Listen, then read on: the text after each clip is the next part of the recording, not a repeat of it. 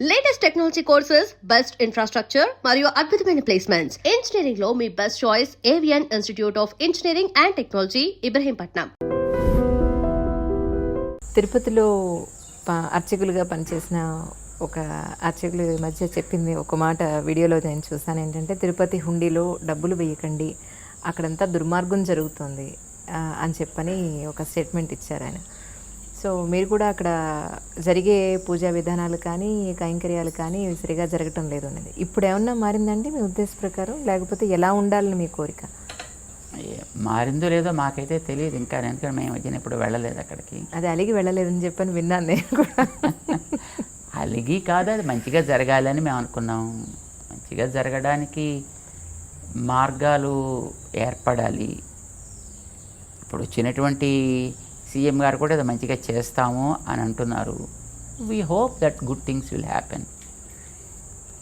ఏదైనా ఒకటి తప్పు జరుగుతుండేటప్పుడు దాన్ని ఎంకరేజ్ చేయడం అనేటటువంటిది సరైన పద్ధతి కాదు. గతంలో వచ్చినటువంటి సమాచారాన్ని బట్టి అందులో వచ్చేటువంటి బంగారాన్ని రకరకాలుగా దారి మళ్లించి అందులో వచ్చే ధనాన్ని రకాలుగా చేసి ఇలా చేశారని మాటలు వింటున్నాం మనం. ఆ బాధతోటి ఆయన అలా చెప్పి ఉండొచ్చు ఆయన. ఇప్పుడు దేవుడికి అర్పించడం is not a bad thing. అర్పించద్దు అనడం అతని తాత్పర్యం కాదు. ఎప్పుడైనా ఒక వ్యక్తి ఒక మాట మాట్లాడాడు అని అంటే we have to take to the spirit of the word, not to the literally. We have to take the word. పిల్లవాడి మీద అమ్మ జ్వరం వచ్చినప్పుడు నిర్బంధించి వాడైనా తింటానంటే అరే వస్తావరా తిను, కోపంతో అప్పుడప్పుడు అలా ఉంటుంది. అంటే అమ్మ ఉద్దేశం ఆ పిల్లవాడి ప్రాణం పోవాలనే, తినమనే, రెండు కాదు. So spirit of the word is very very important than the words used in the particular sentence. So at any point of time it is the spirit that should be taken. ఆయన చెప్పడంలో కూడా తాత్పర్యం ఏమై ఉండొచ్చు? దుర్వినియోగం అయిపోతుంది. ఇలాంటి దుర్వినియోగం అవ్వడానికి వేసే వాళ్ళందరి యొక్క శ్రద్ధ, వాళ్ళు విశ్వాసంతో వాళ్ళు వేస్తున్నారు తెలియక. అంచేత దాన్ని దుర్వినియోగం అవుతోంది కనుక దుర్వినియోగం కానివ్వద్దంటే మీరు వేయకుండా ఉంటే దాంట్లో దుర్వినియోగం అయ్యే అవకాశం ఉండదు కనుక అలా వేయొద్దని ఆయన అని ఉంటాడు. బట్ అతని అల్టిమేట్ మోటివ్ ఏమిటి? దుర్వినియోగాన్ని ఆపాలి అనేటటువంటిది అతని తాత్పర్యం. So let us take that the spirit of the word, let us take that. I think probably everybody appreciates also. ఏంటంటే ఇంతకుముందు ఆడవాళ్ళు ఇంటి బాధ్యతలు, పిల్లల బాధ్యతలు తీసుకునేవాళ్ళు. ఇప్పుడు దాంతోపాటుగా ఉద్యోగాలు కూడా చేస్తున్నారు. అంటే చేయాల్సిన అవసరం ఉన్నవాళ్ళు కొంతమంది, ప్యాషన్ కోసం చేసేవాళ్ళు కొంతమంది, డబ్బు కోసం మాత్రమే చేసేవాళ్ళు కొంతమంది. ఇందులో కూడా చాలా రకాలు ఉన్నాయి. అయితే భగవంతుడు స్త్రీకి నెక్స్ట్ జనరేషన్ని బర్త్ ఇవ్వగలిగే ఒక గొప్ప అవకాశం కానీ, తల్లే మొదటి గురువు అనేటువంటి ఒక పరిస్థితి కానీ, ఇంట్లో ఉన్న వాళ్ళందరూ కడుపు నిండా భోజనం చేయాలన్నా, ఆరోగ్యంగా ఉండాలన్నా, ఎవరి పనుల్లో వాళ్ళు ఇన్ టైం వెళ్ళాలన్నా, మళ్ళీ ఇంటికి వచ్చే వాళ్ళ సంరక్షణ చూడాలన్నా, స్త్రీకి నెక్స్ట్ జనరేషన్కి సంబంధించిన వాళ్ళకు ఒక వయసు వచ్చేంత వరకు ఒక గొప్ప బాధ్యత ఇచ్చాడు. ఆ బాధ్యతని గుర్తించలేక వంటింట్లోనే పడుంటున్నాం అన్న ఫీలింగ్లో మహిళలు ఉంటున్నారంటారా? లేదా ఇంట్లో ఉండేదే కదా ఆడది అని హస్బెండ్ కానీ లేదా మగవాళ్ళు కానీ పట్టించుకోకపోవడం వల్ల ఇటువంటి రెవల్యూషన్ వచ్చిందంటారా? మీ ఉద్దేశ ప్రకారం ఇలాంటి పరిస్థితుల్లో పిల్లలు ఇటు తల్లి తండ్రికి దూరం అయ్యి, పెద్దవాళ్ళ ఇంట్లో లేక న్యూక్లియర్ ఫ్యామిలీస్ అయిపోయి చాలా రకాలైన పరిస్థితుల్ని చూస్తున్నారు పిల్లలు. సో మీ ఉద్దేశ ప్రకారం కాలమాన పరిస్థితుల్ని దృష్టిలో పెట్టుకొని మీరేం చెప్తారు? కుటుంబము అనేటటువంటిది ఒక పురుషుడు, స్త్రీ వారిద్దరూ కలిసి నిర్వహించాల్సినటువంటి ఒక బాధ్యత. It's a collective responsibility to make a family, to continue the ప్రాజెనీ.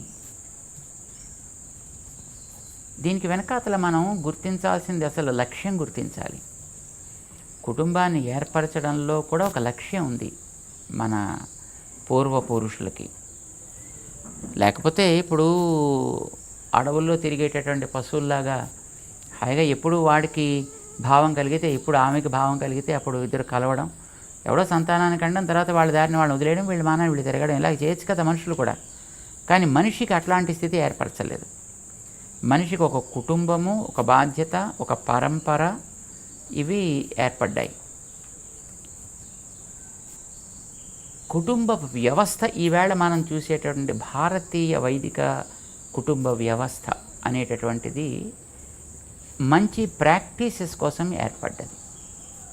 మంచి ప్రాక్టీసెస్కి ధర్మము అని పేరు.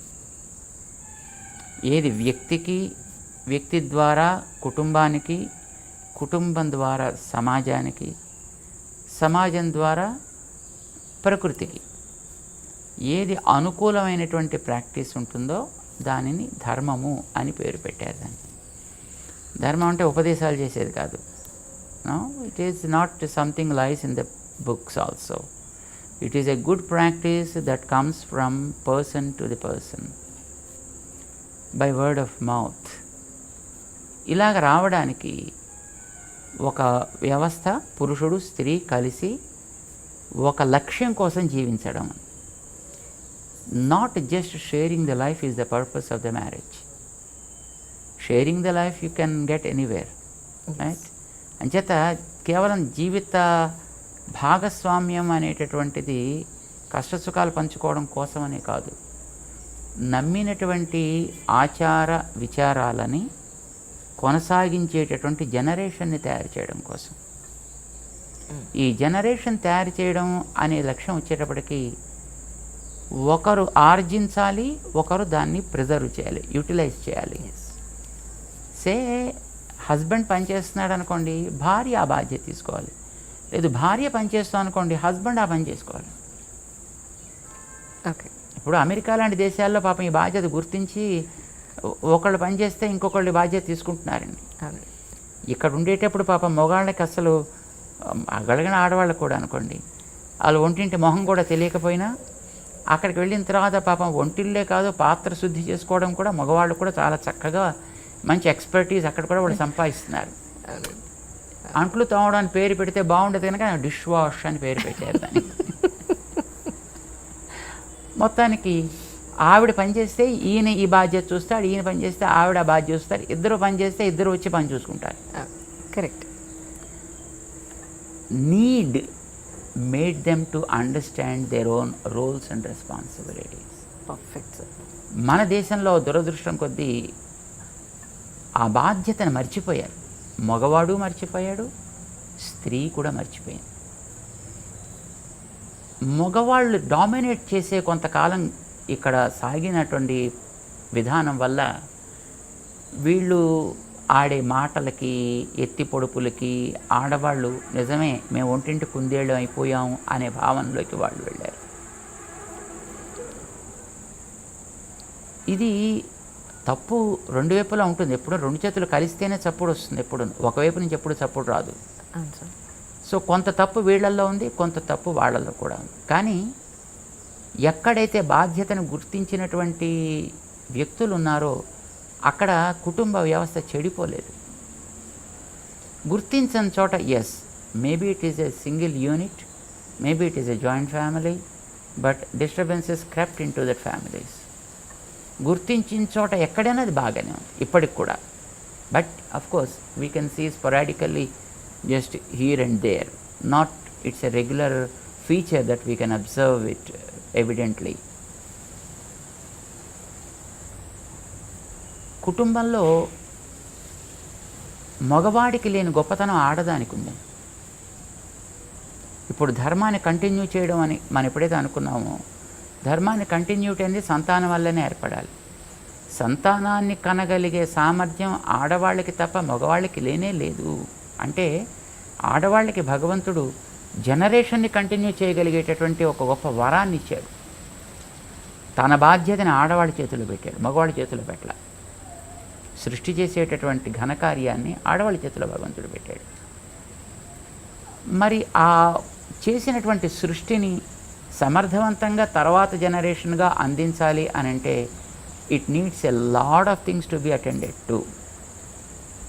పిల్లవాడిని చిన్నప్పటి నుంచి నడక నేర్పాలి, నడత నేర్పాలి, మాట నేర్పాలి, ఆచారం నేర్పాలి, చదువు నేర్పాలి, గౌరవించడం నేర్పాలి, వినయం నేర్పాలి, విధేయత నేర్పాలి. సో ఇవన్నీ దాంట్లో నీడ్స్ ఇవి.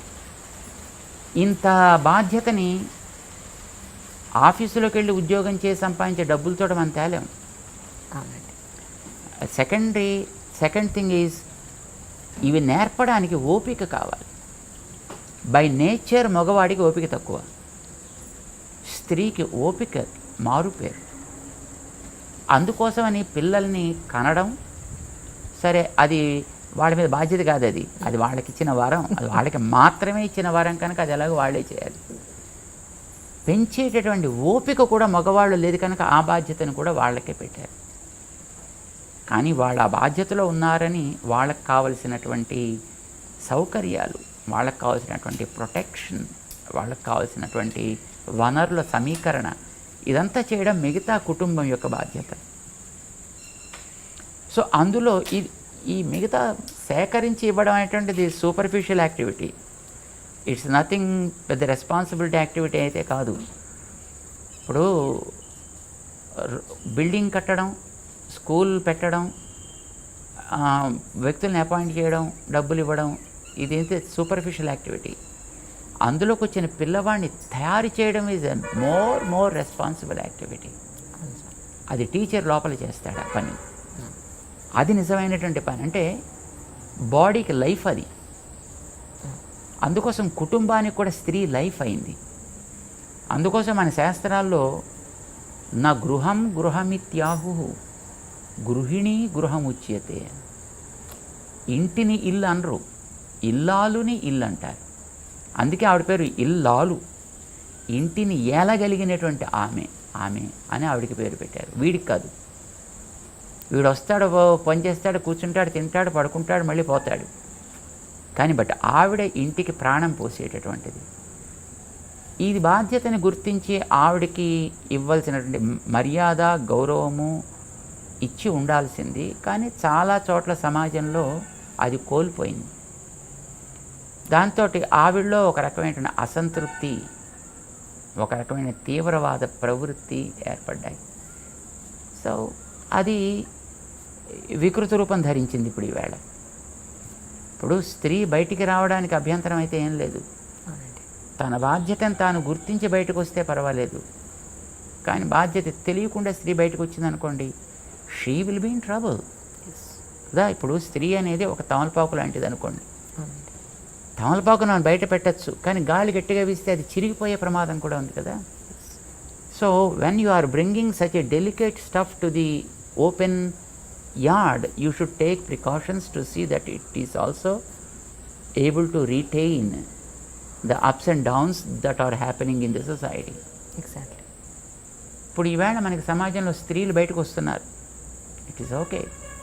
వాళ్ళకి తెలివితేటలకి లోటేం లేదు, ఆలోచనకి లోటేం లేదు. కానీ తమని తాము నిగ్రహించుకునేటటువంటి క్యాపబిలిటీ అన్ఫార్చునేట్లీ లేదు. లేదంటే మళ్ళీ అదో పెద్ద డిఫెక్ట్ అని అనుకుంటారేమో. తప్పు కాదు, దానికోసమని మేము అంటలేదు. నాకు అర్థమైంది. బై నేచర్ స్త్రీ ఎప్పుడు yielding, male is dominating, women is yielding. What we call it is feminine quality. It's a feminine quality. There are qualities called masculine qualities and feminine qualities. Masculine qualities don't think that they will be with man. Feminine qualities doesn't mean that they will be with women also. There are some Suryakantams also. So there are some Ramana Reddys also.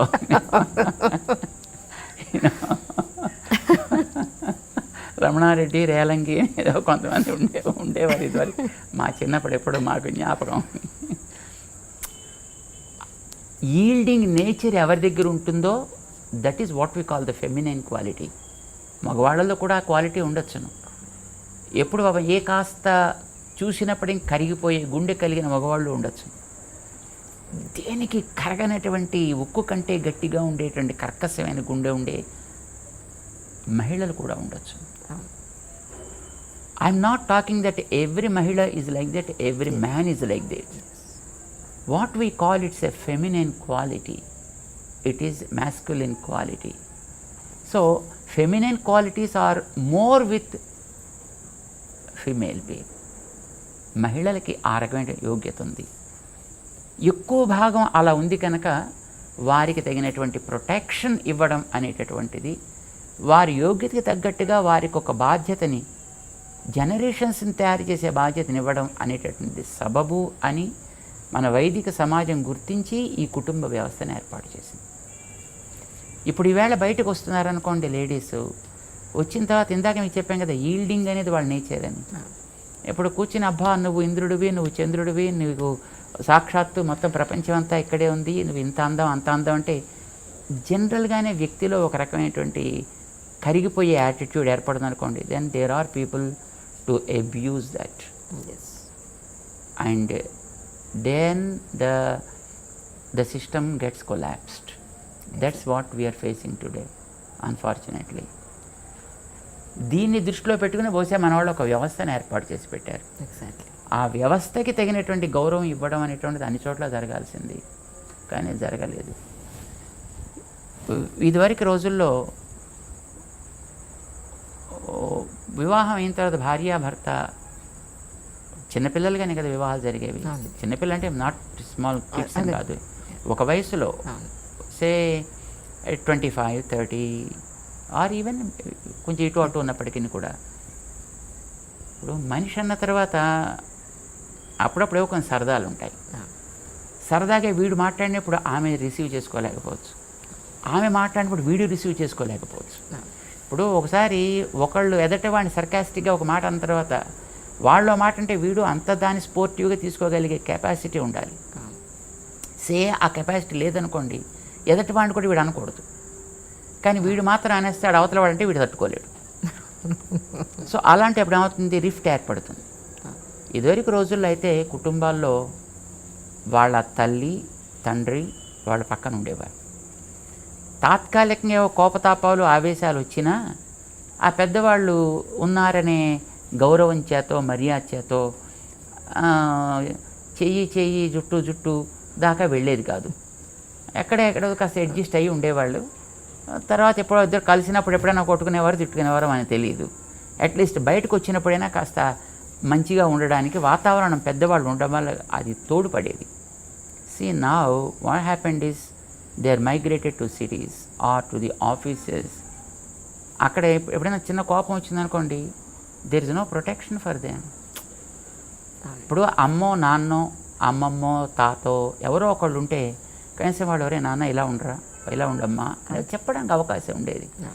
ఆ వెనకాతలు ఉండేటటువంటి ఆ factors ఎప్పుడైతే లోపించాయో, మనిషిలో ఒకసారి కొంచెం కోపం వచ్చిందనుకోండి, వాళ్ళు మాట్లాడితే నేను చూస్తానులే, వాళ్ళు మాట్లాడితే నేను చూస్తానులే, వీడు మాట్లాడు ఆమె మాట్లాడదు, ఆ gap no that becomes big and within few months or days then they go on diversions and divorce. These kind of things are happening. ఇలాంటి సిచ్యువేషన్ వచ్చినప్పుడు దాన్ని యూటిలైజ్ చేసుకునే వాళ్ళు there are people all around, because is a society. See there are people of all kinds available in the society. ఇది ఇప్పుడు ప్రస్తుతం మన సామాజికమైనటువంటి స్థితి. అయితే ఇప్పుడైనా ఎవరిలో ఏ రకమైనటువంటి సామర్థ్యం ఉందో ఆ సామర్థ్యానికి తగ్గట్టుగానే రోల్స్ అండ్ రెస్పాన్సిబిలిటీస్ మన వైదికమైనటువంటి వ్యక్తులు మనకు అందించారు. వాటిని మనం గుర్తించి వాటిని జాగ్రత్తగా మనం సంరక్షణ చేసుకుంటూ వెనకాతల మనకి ఎప్పుడైనా పెద్దవాళ్ళ యొక్క ఒక ఆసరా ఎప్పుడైనా మనకి ఉండేటట్లుగా వ్యవస్థని మనం కనుక కాస్త ఇంప్రూవ్ చేసుకోగలిగితే ఐ థింక్ ఇప్పటికి కూడా మన సమాజంలో విలువల్ని జాగ్రత్తగా పెంచుకుని కాపాడుకోగలిగే అవకాశం ఉంది. చాలా వరకు డైల్యూట్ అయిపోయినప్పటికీ కూడా, చాలా వరకు అన్ఫార్చునేట్లీ అదర్ వాటర్స్ మన దాంట్లో కలుస్తున్నప్పటికీ కూడా still there is a chance where we can improve the systems.